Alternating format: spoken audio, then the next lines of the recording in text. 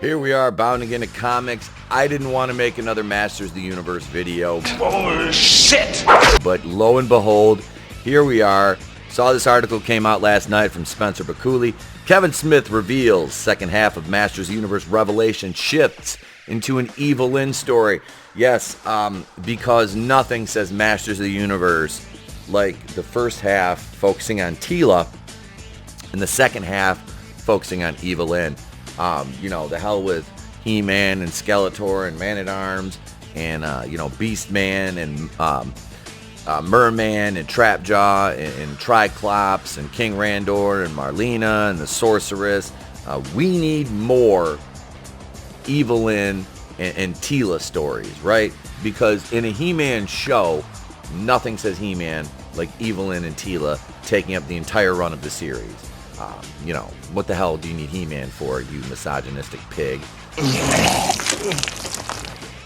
You have these powerful womans who don't even get me started. It's kind of funny because the image, it says image not found, image no longer available. On the screen here, it showed fine when I went to Bounding Into Comics, the homepage, big shout out to them. I looked down here and I'm like, where's the pictures? I'm like, this is going to look real good on screen with no images, so I'll try to put something on top of that. If you say that's what she said one more time, I'm going to pop you. But, yeah, I was just like, okay, so what? But this is, again, like I said, this article came out last night. Spencer Bakuli, big shout out to Spencer. Masters of the Universe Revelation showrunner has revealed that following a first half centered on Teela's quest to retrieve the two halves of the broken power sword, the second part of the recently released Netflix revival of the popular 80s franchise shifts into an Evil-Lyn story. Yeah, Kevin Smith, I love how they say showrunner Kevin Smith, because Kevin Smith is just a lackey for Ted Biaselli. Kevin Smith is a joke. We all know it at this point. He's a caricature of himself. Smith teased at Evil-Lyn's expanded role during a recent Netflix-hosted Q&A session in response to being asked, is Evil-Lyn actually evil? Asserting that Evil-Lyn is absolutely one of my favorite characters, not just because Lena Headey gives what I feel is an award-worthy performance bringing this character to life, but also because we mirror Teela's journey with Evil-Lyn's journey as well. Yes, because that's what we wanted. We wanted to get Teela and Evil-Lyn's journey. Wanna get nuts? Skeletor, He-Man, everybody else be damned. Let's get nuts! This needs to be solely about these two women. But Kevin Smith, you're also a sexist for not including the Sorceress and Queen Marlena in this as well. The Netflix geeked account, one that got roasted a little while ago. Okay, so you've watched Masters of the Universe Revelation. Here's showrunner Kevin Smith to answer all your biggest questions about that ending and tease what comes next. You're talking about two women who have been in the shadows of very powerful male characters since the inception of the franchise, Smith continued. And Teela, fought side by side with He-Man, definitely like more of his equal. Evil-Lyn, though, was always Skeletor subservient. I don't know what they're looking for here. I mean, why don't you do a spin-off show so you can make him the bestest ever in that, instead of ruining the original IP by saying, well, what we need here is equity, or whatever you're going for, because it doesn't work. Nobody cares, dude. Nobody cares. The idiots are like, oh yeah, stunning and brave. No, this is not Masters of the Universe. Again, no image here. To that end, Smith hypothetically asked fans, what happens if those two figures are removed from their lives? Who do they get to be? Oh, we're scissoring! As we see in the first 5 episodes, there's goodness in Evil-Lyn, as Orko points out, the showrunner added. But in the next 5 episodes, kids, it shifts to an Evil-Lyn story that's so compelling, absolutely fascinating, satisfying, and heartbreaking. I don't believe any of that, Kevin. You also said that He-Man wouldn't be stepping aside and this is not a Teela show. But yet here we are.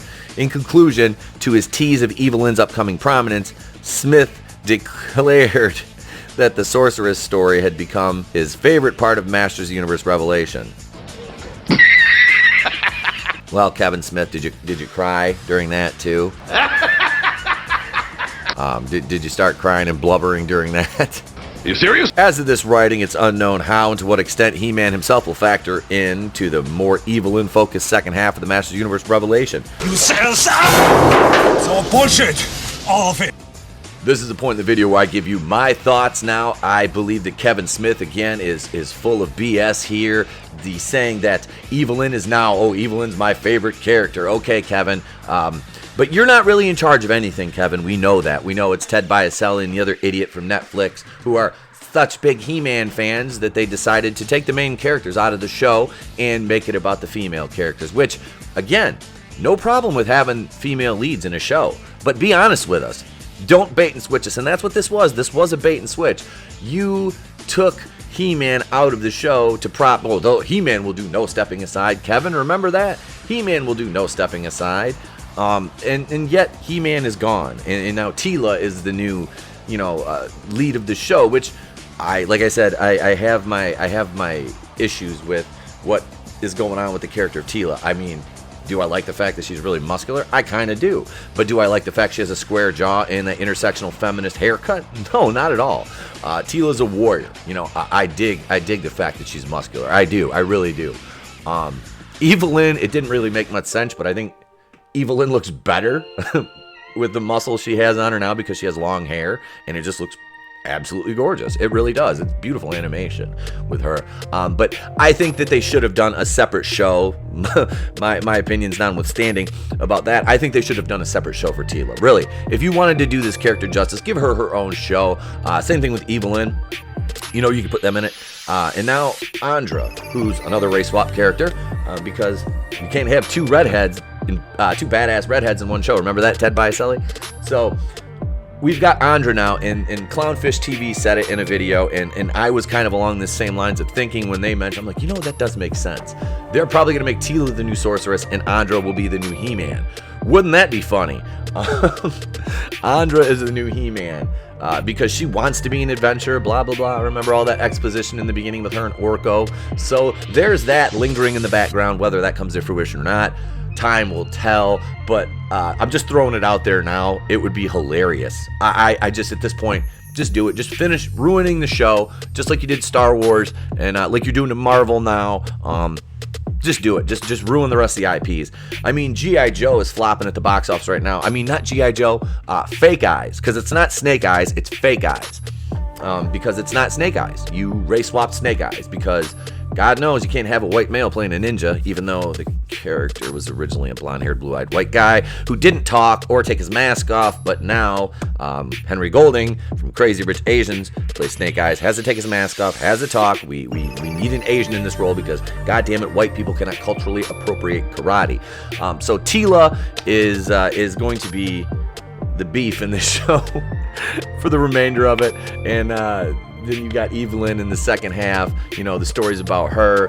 So I don't know where He-Man, Skeletor, or Skelegod, or whatever they want to call him, fit into this whole situation. What do you guys think, though? Let me know in the comments below. If I've earned it, please let today be the day you subscribe to the channel. Be sure to bitch slap that like button for me, and do me one big solid. Just please remember, ladies and gentlemen, if I don't see you, have a great day, a pleasant tomorrow. I'll catch you on the next one, and it's always better to burn out than fade away.